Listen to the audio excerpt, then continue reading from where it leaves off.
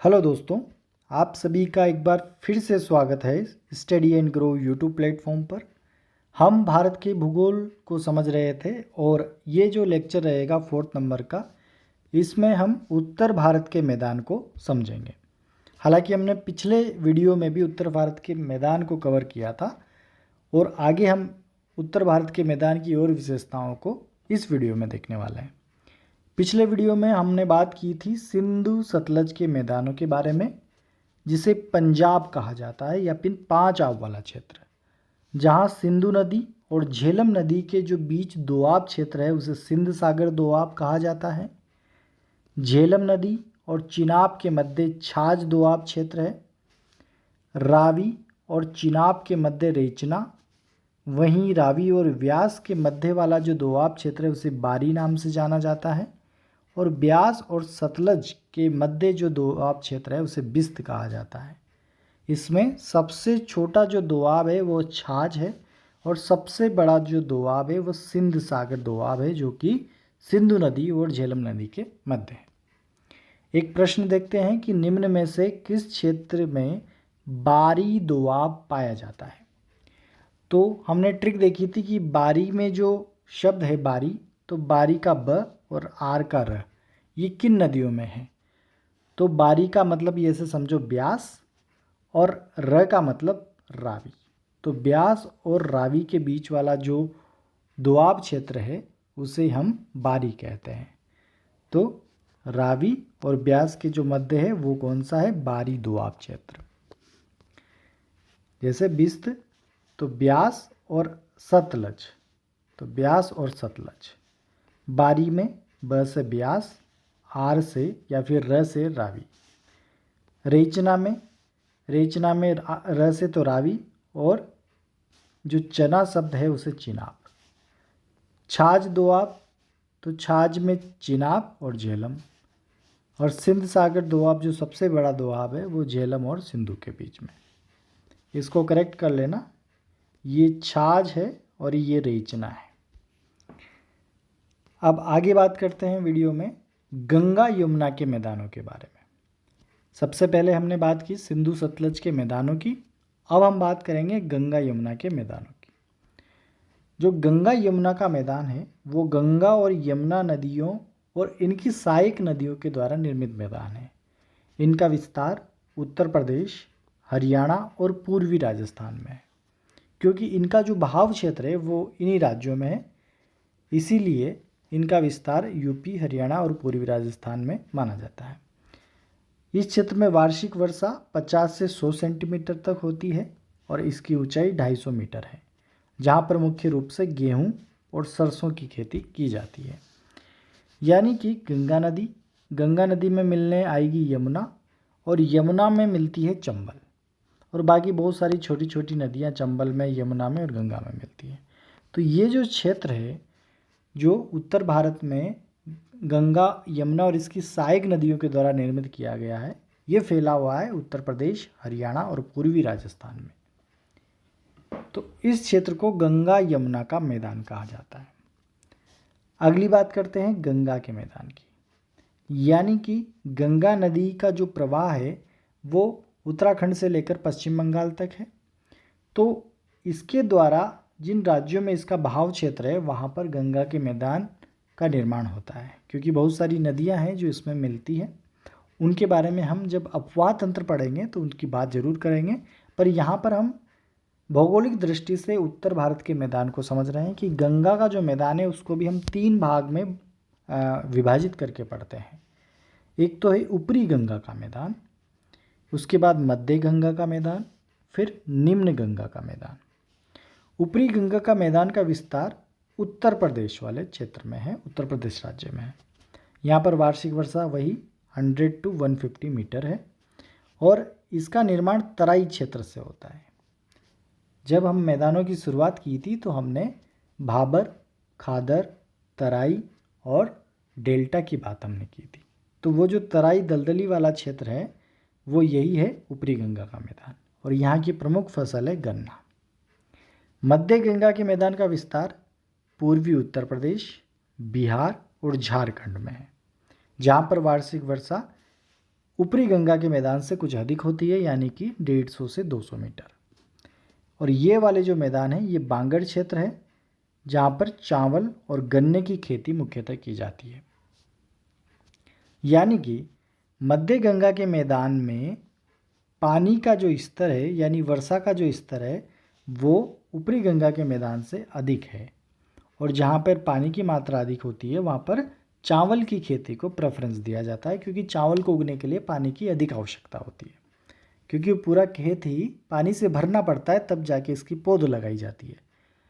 तो मध्य गंगा के मैदान में यानी कि पूर्वी उत्तर प्रदेश, बिहार और झारखंड वाले क्षेत्र में चावल की खेती अधिक की जाती है। हालांकि गन्ना भी किया जाता है और चावल भी किया जाता है।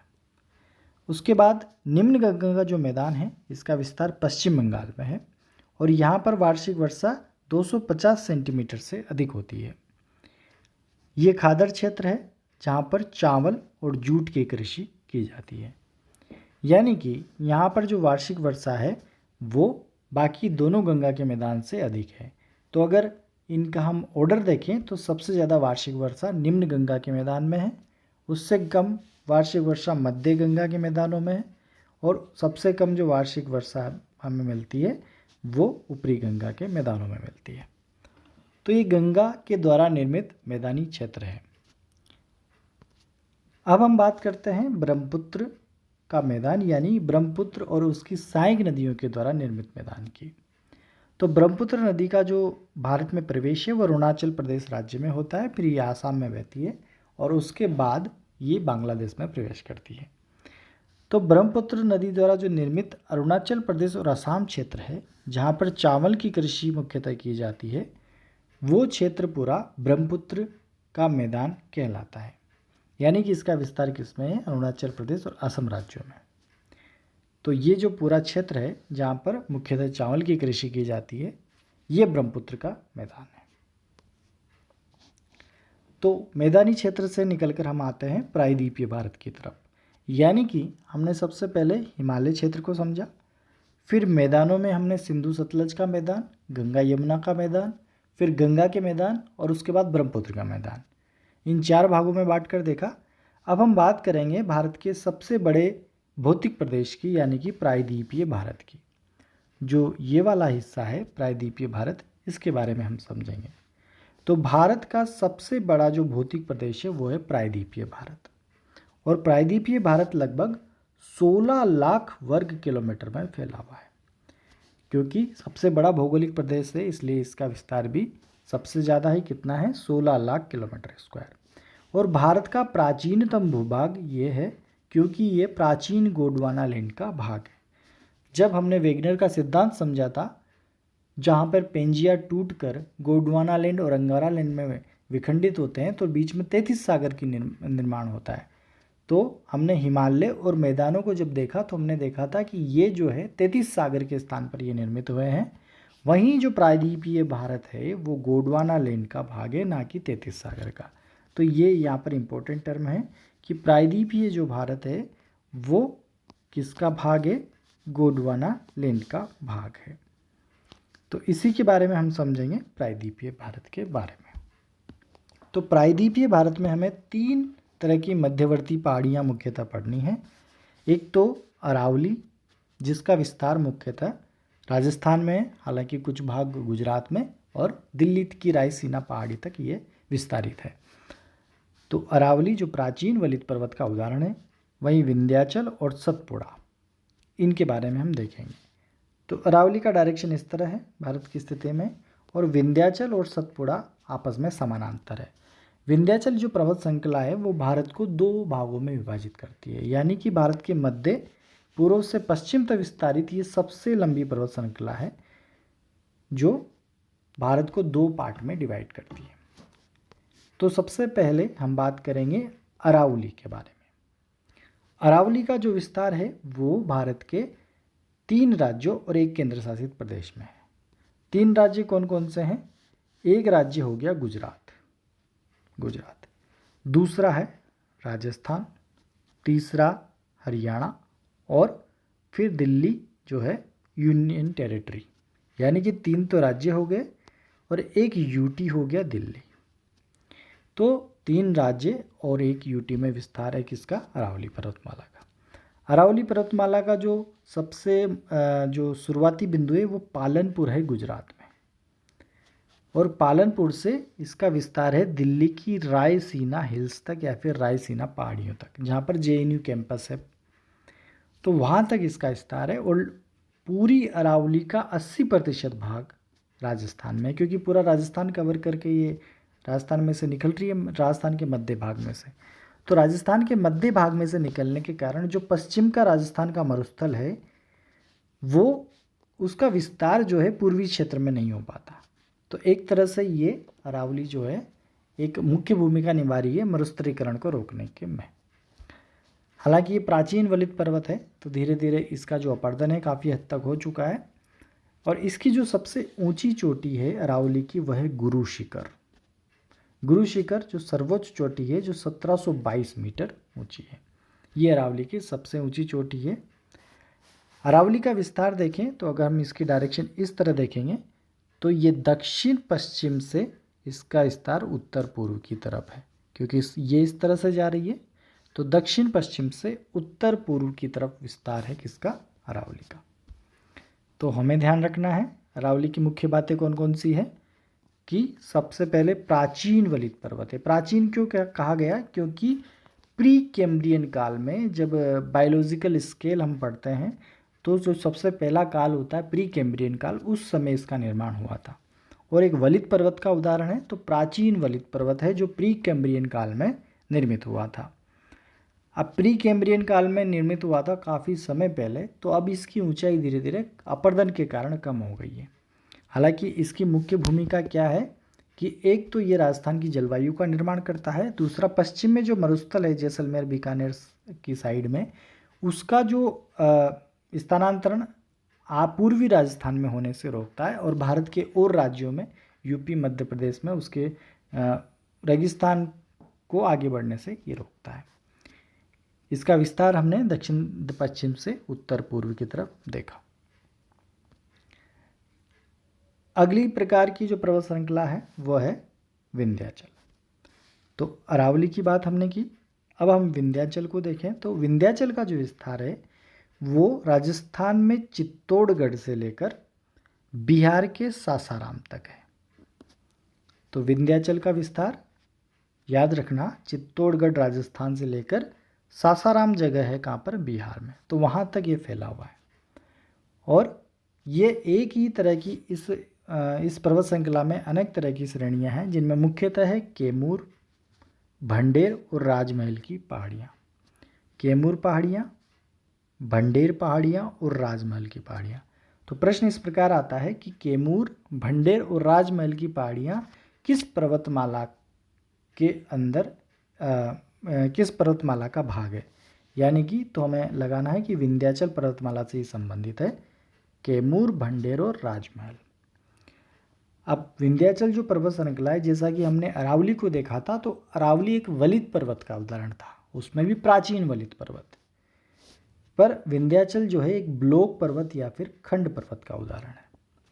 और पूर्व से पश्चिम में विस्तृत प्रायद्वीपीय भारत का सबसे लंबा पर्वत है ये, जिसकी जो सबसे ऊंची चोटी है विंध्याचल की वह है सद्भावना, यानी कि गुडविल।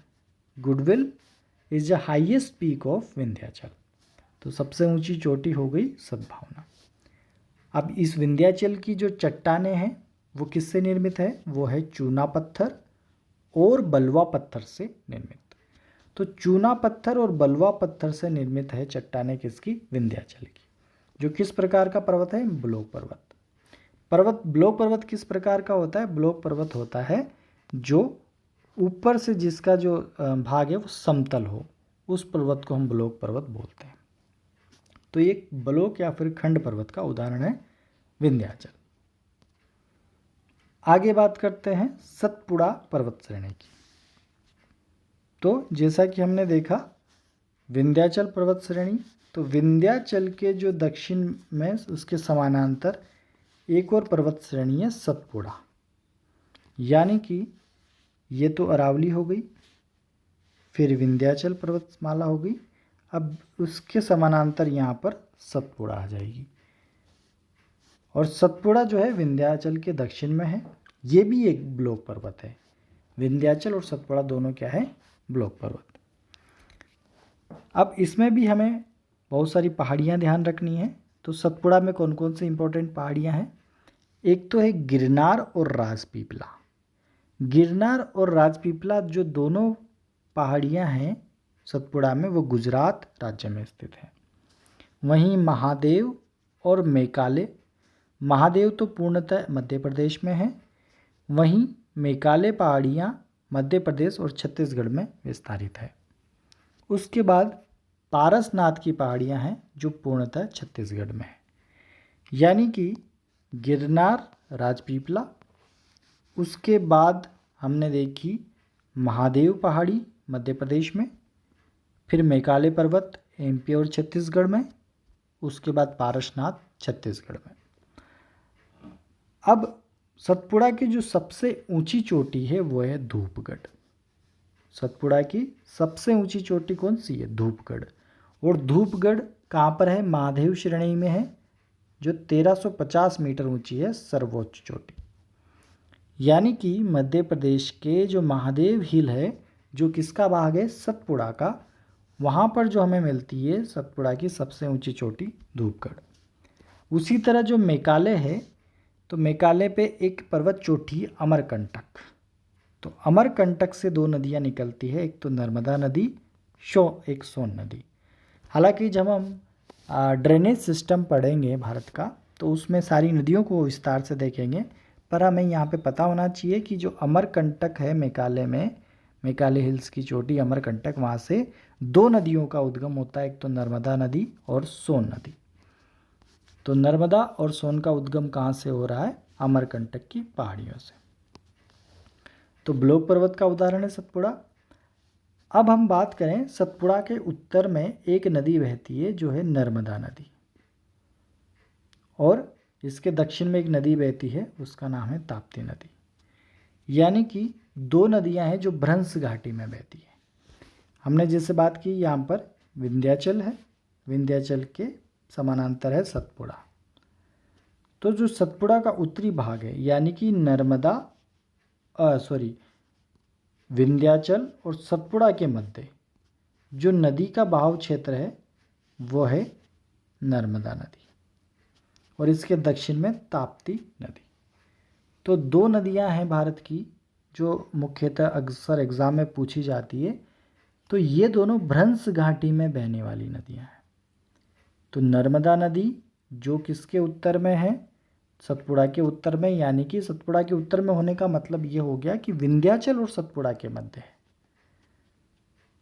और इसके दक्षिण में है ताप्ती नदी। तो दोनों नदियों के कारण ये घाटी निर्मित हुई है, इसलिए इसको नर्मदा भ्रंश घाटी और ताप्ती भ्रंश घाटी भी कहते हैं। तो नर्मदा नदी के बहाव क्षेत्र के कारण नर्मदा भ्रंश घाटी हो गई, और ताप्ती नदी के बहाव क्षेत्र के कारण ताप्ती भ्रंश घाटी हो गई। तो इस तरह से ये भी एक ब्लॉक पर्वत था जिसकी हमने बात की। तो ये इस तरह है, अरावली, फिर विंध्याचल और सतपुड़ा।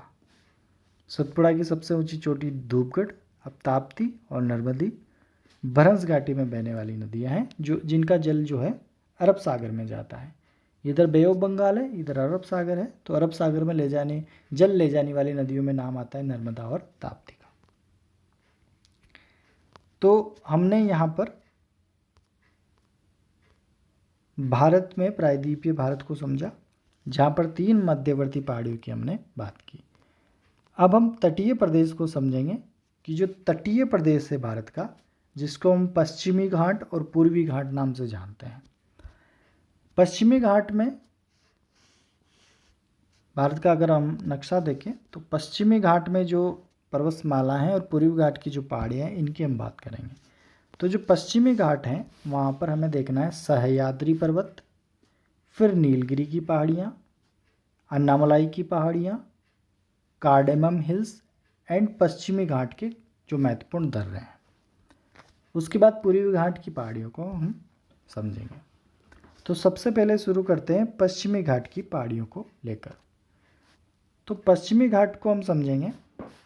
तो पश्चिमी घाट को हम सबसे पहले सह्याद्री हिल्स को हम समझते हैं कि सह्याद्री में उत्तरी सह्याद्री जो है, उत्तरी सह्याद्री है महाराष्ट्र में।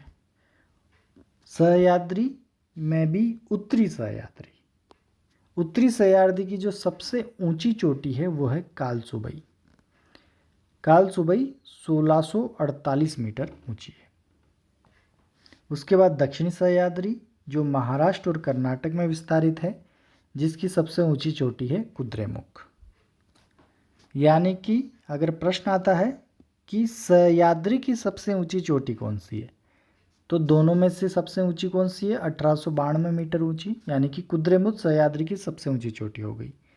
अगर स्पेसिफिकली पूछे कि दक्षिणी सह्याद्री की सबसे ऊंची चोटी, तो कुद्रेमुख, और उत्तरी सह्याद्री की चोटी कालसुबई। आगे बात करें नीलगिरी की पहाड़ियों की, तो नीलगिरी की जो पहाड़ियाँ हैं वो कर्नाटक और तमिलनाडु में है, और पूर्वी घाट और पश्चिम घाट को मिलाने वाला जो कार्य है वो नीलगिरी की पहाड़ियों का है। यानी पूर्वी घाट और पश्चिमी घाट कहाँ पर मिलेंगे? नीलगिरी की पहाड़ियों पर आकर मिलते हैं। यानी कि ये जंक्शन का काम कर रही है नीलगिरी की पहाड़ियाँ। और नीलगिरी की पहाड़ियों की जो ऊंची चोटी है वो है डोडा बेटा। तो डोडा बेटा नीलगिरी की पहाड़ियों की ऊंची चोटी है जो 2637 मीटर ऊंची है। इसके बाद अन्नामलाई की पहाड़ियाँ जो केरल एंड तमिलनाडु में फैली हुई है, और यहाँ की जो सबसे ऊंची चोटी है वो अन्नामुदई है। अन्नामुदई 2695 मीटर 2695 मीटर ऊंची है। और अन्नामुदई ही जो प्रायद्वीपीय भारत है वहाँ की सबसे ऊंची चोटी मानी जाती है, क्योंकि बाकी जब सारी चोटियाँ आप देखोगे तो इससे कम है। 2695 से सारी चोटियाँ कम है। 2637 कम है, 1892 कम है, और 1648 तो सबसे कम है। तो अन्नामलाई की पहाड़ियों में स्थित अन्नामुदई प्रायद्वीपीय भारत की सबसे ऊंची चोटी है, या फिर यूं भी कह सकते हैं कि पश्चिमी घाट की सबसे ऊंची चोटी कौन सी है? अन्नामुदई है। उसके बाद इलायची की पहाड़ियों को समझते हैं। इलायची की पहाड़ियाँ भी केरल एंड तमिलनाडु में फैली हुई है। इसकी सबसे ऊंची चोटी है महेंद्रगढ़ जो 1500 मीटर ऊंची है। तो पश्चिमी घाट की जो चोटियाँ हैं, उत्तरी सह्याद्री, दक्षिण सह्याद्री, नीलगिरी की पहाड़ियाँ, अन्नामलाई की पहाड़ियाँ और इलायची की पहाड़ियाँ। महत्वपूर्ण चीज़ क्या याद रखनी है कि इनका फैलाव क्षेत्र कहाँ कहाँ पर है। जैसे नीलगिरी की पहाड़ियाँ कर्नाटक एंड तमिलनाडु में फैली हुई है, और इसकी जो सबसे ऊंची चोटी है डोडा बेटा। तो ये पश्चिमी घाट की पर्वत श्रृंखलाएँ थी। अब बात करते हैं कुछ फैक्ट की कि प्रायद्वीपीय भारत की सबसे ऊंची चोटी जो है वो अन्नामुदई है। इसकी ऊंचाई कितनी है? 2695 मीटर। नीलगिरी की पहाड़ियों का जो भाग कर्नाटक में स्थित है, नीलगिरी की पहाड़ियों की हमने बात करी थी, तो नीलगिरी की पहाड़ियाँ कर्नाटक एंड तमिलनाडु में फैली हुई है। तो नीलगिरी की पहाड़ियों का जो भाग कर्नाटक में है उसको किस नाम से जाना जाता है? तो उसे बाबा बूदन की पहाड़ियों के नाम से जाना जाता है। कौन सा भाग? जो कर्नाटक में स्थित है। और बाबा बूदन की जो पहाड़ियाँ वो कॉफ़ी और लौह अयस्क के लिए फेमस है। पश्चिमी घाट एक सतत श्रेणी है और इसको यूनेस्को ने विश्व विरासत सूची में शामिल किया हुआ है, और बायोडाइवर्सिटी हॉटस्पॉट में भी जो पश्चिमी घाट है वो शामिल है। अब इतना महत्वपूर्ण क्यों है ये? क्योंकि जो पश्चिमी घाट की जो चोटियां हैं वो अरब सागर से आने वाला जो मानसून होता है उसको पश्चिम में ही रोक देती है, और यहाँ पर 400 सेंटीमीटर तक की वर्षा करवाती है, यानी बहुत भारी वर्षा करवाती है। बहुत भारी वर्षा होने के साथ साथ यहाँ पर काफ़ी सघन वनस्पति है। सघन वनस्पति होने के से यहाँ पर बहुत सारी जीवों की प्रजातियाँ हैं, बहुत सारी अलग अलग प्रकार की अनेकों प्रकार की वनस्पति है। इसलिए ये जो है हॉट स्पॉट में इसको शामिल किया गया है, और यूनेस्को की विश्व विरासत सूची में भी ये शामिल है पश्चिमी घाट। अब ये जो पहाड़ियाँ हैं जब ये अरब सागर से आने वाले मानसून को यहाँ रोकेगी तो यहाँ अधिक वर्षा होगी, और साथ में ये जो भाग है भारत का ये उष्ण कटिबंध में स्थित है। उष्ण कटिबंध में होने से क्या है कि यहाँ का तापमान अधिक है और वर्षा तो अधिक हो ही रही है। तो जहाँ पर ताप अधिक होगा और वर्षा होगा तो वहाँ पर सदाबहार वन पाए जाते हैं। सदाबहार वन पाए जाने से ये किस में शामिल है? हॉट स्पॉट में शामिल है। तो ये हमें ध्यान रखना है किसके बारे में? पश्चिमी घाट की पहाड़ियों के बारे में। तो यहाँ तक हम इस वीडियो में रखते हैं, उसके बाद हम कल बात करेंगे पूर्वी घाट की पहाड़ियों की। तो आई होप आपको वीडियो समझ में आया होगा। अगर वीडियो समझ में आती है तो चैनल को सब्सक्राइब और वीडियो को लाइक ज़रूर करें। धन्यवाद साथियों।